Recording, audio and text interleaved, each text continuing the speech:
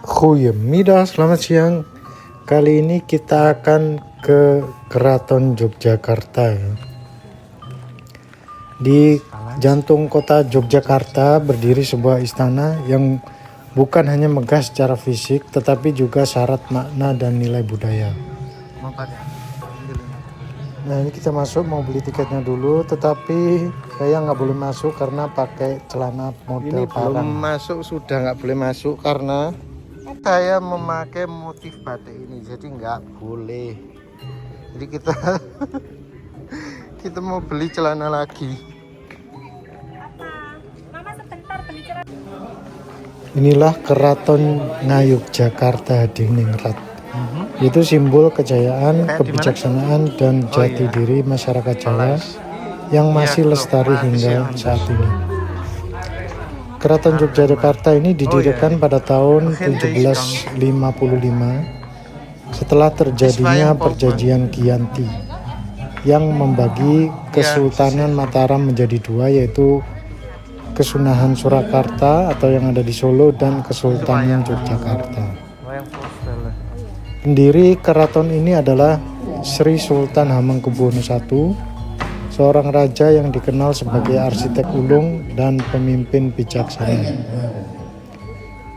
Pembangunan keraton tidak hanya sekedar membuat istana, tetapi juga menciptakan pusat pemerintahan, kebudayaan, dan spiritualitas ya.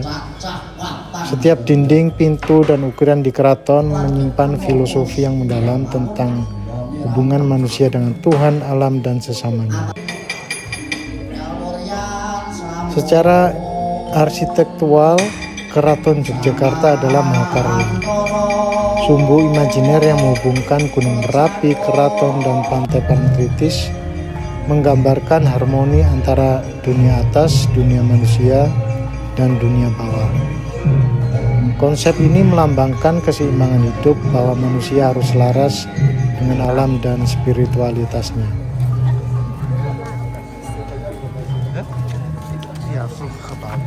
Hingga saat ini Keraton Yogyakarta masih dihuni oleh keluarga sultan dan para abdi dalam. Para abdi dalam inilah yang setia menjaga tradisi, merawat benda pusaka, serta melestarikan nilai-nilai luhur budaya Jawa. Setiap hari Anda akan melihat aktivitas para abdi dalam ini dengan pakaian khasnya kayak ini ya. Berjalan dengan tenang dan penuh tata krama. Mereka bukan hanya sebagai pegawai istana, tetapi penjaga warisan budaya yang hidup, yang mengabdikan diri bukan karena materi, tetapi karena rasa hormat dan cinta pada keraton. Keraton Yogyakarta juga menjadi pusat kesenian Jawa klasik. Disinilah sebagai seni tradisional seperti wayang kulit, tari bendaya, gamelan, hingga batik keraton terus dilestarikan. Batik keraton misalnya tidak sekedar kain bergambar, setiap motifnya mengandung pesan moral dan status sosial.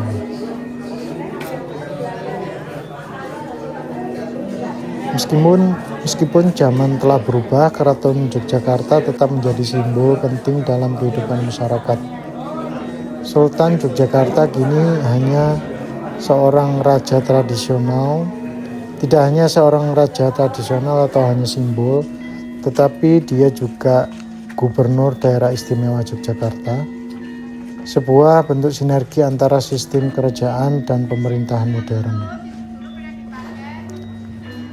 Tradisi dan ritual keraton pun masih dilaksanakan secara rutin di sini ya, seperti grebek, sekaten, atau mubang beteng.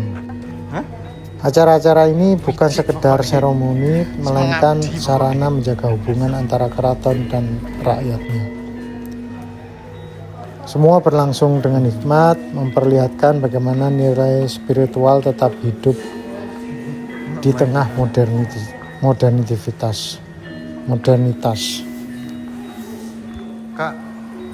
Lebih dari sekedar istana, Keraton Yogyakarta adalah manifestasi filosofi kehidupan Jawa. Hamemayu hayuning bawana, atau memperindah keindahan dunia. Prinsip ini mengajarkan bahwa manusia hidup untuk menjaga keseimbangan alam, memperkuat moral, dan menebarkan kebaikan. Bagi masyarakat Yogyakarta, keraton bukan sekedar bangunan sejarah, ia adalah simbol jati diri, sumber kebijaksanaan, dan cerminan keharmonisan antara tradisi dan kemajuan.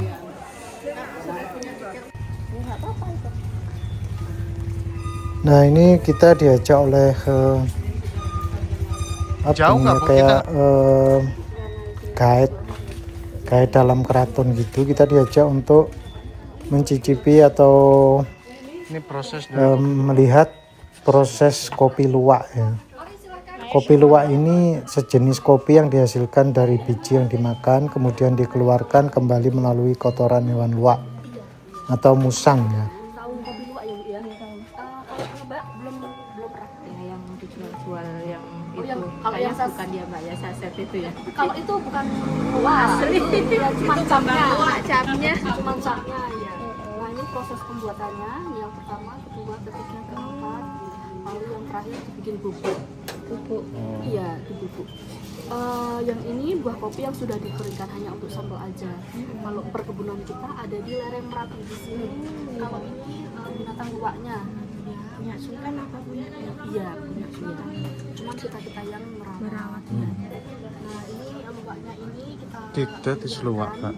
jadi nggak ditangkar karena kalau ditangkar kualitasnya itu Beda ya Mbak ya, stres Beda. kan luwaknya ya. iya. Lagi pula kalau ditangkar dia hanya makan yang dikasih. Kalau dia diliarkan dia bisa memilih kualitas yang paling bagus.